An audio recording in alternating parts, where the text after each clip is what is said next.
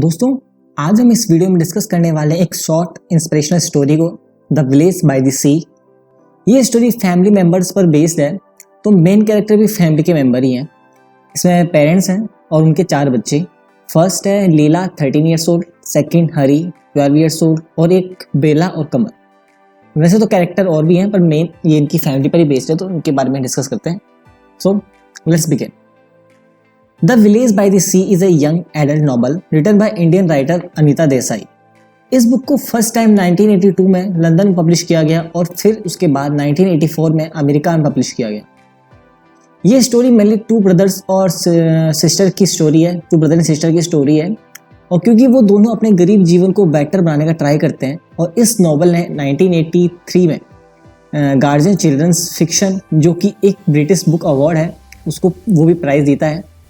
लीला और हरी एक गरीब फैमिली के बच्चे थे और ये थुल में रहते थे, जो कि इंडिया में एक समुद्र के पास एक छोटा सा मछली पकड़ने वाला गांव है। इनकी फैमिली स्टार्टिंग से गरीब नहीं थी, लेकिन उनकी किस्मत ने उन्हें बना दिया था। उनके जो फादर थे, उन्होंने एक आदमी को एक बिग अमाउंट दिया था एज अ लोन, ताकि वे एज अ लोन नहीं, उन्होंने एक बिग अमाउंट दिया था ताकि वे मुंबई में जॉब पा सके।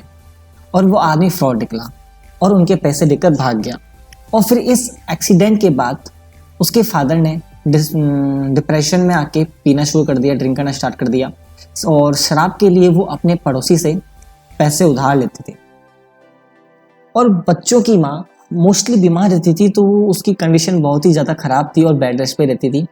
तो लीला और हरी, जो कि 13 ईयर और 12 ईयर्स ओल्ड हैं, उन्होंने ही अपने छोटे भाई बहन को पाला और एक माता पिता का काम कर अपना कर्तव्य निभाया। लीला अपनी माँ की केयर करती है और घर का काम भी करती है, और उसका भाई हरी फैमिली को चलाने के लिए खेतों में काम करता है और पैसा कमाता है, और उन पैसों से घर को चलाता है। हरी हमेशा से अपनी परिवार की गरीबी को कम करने के लिए नए काम और तरीकों की तलाश में रहता था। और फिर कुछ टाइम बाद ग्रामीणों को ये न्यूज़ मिलती है, खबर मिलती है कि शहर में एक कारखाना खुल सकता है, कारखाना खुलने वाला है, और उसमें कई लड़कों की आवश्यकता होगी। तो कई लड़कियां अप्लाई करने के लिए बेसब्री से इंतजार करते हैं। तो हरी भी सोचता है कि शायद आई थिंक उसे भी वहाँ अप्लाई करना चाहिए, लेकिन सोचता ही है, उनके घर के पास एक रिच फैमिली जिसका नाम डिसेल्वा है, जो अपने घर के आसपास काम करने के लिए लीला और हरी को कुछ पैसे देता है, और उनकी किस्मत में कुछ सुधार आता है। कुछ काम करने के पैसे देता है जिससे उनकी किस्मत में सुधार आता है। डिसेल्वा वैसे तो मुंबई में रहता है, जो बस अपनी हॉलीडे में थोल आता है।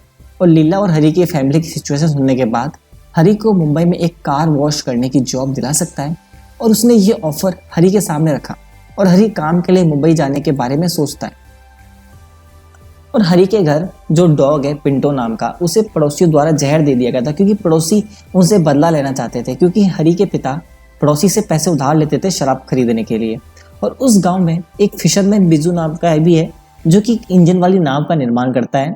थूल के कुछ ग्रामीण इस बात से नाराज थे, क्योंकि उनकी ज़मीन पर फैक्ट्री बनाई जा रही है, क्योंकि जो बनाएगा तो ऑब्वियसली फैक्ट्री भी लगेगी, तो इसके लिए वो गवर्नमेंट को कंप्लेन करते हैं, शिकायत करते हैं। और हरी ने भी मुंबई जाने का निर्णय ले लिया था, और हरी मिस्टर डेसिल्वा के साथ जाने वाले ऑफर का एडवांटेज लेता है। और जब हरी मिस्टर डेविसा के घर जाता है, तो उसे वहाँ नहीं मिलते, वहाँ उसे कोई नहीं मिलता, वहाँ डेसिल्वा नहीं मिलते, और पता चलता है कि वो तो यहाँ अपनी केवल हॉलीडेज में आते हैं।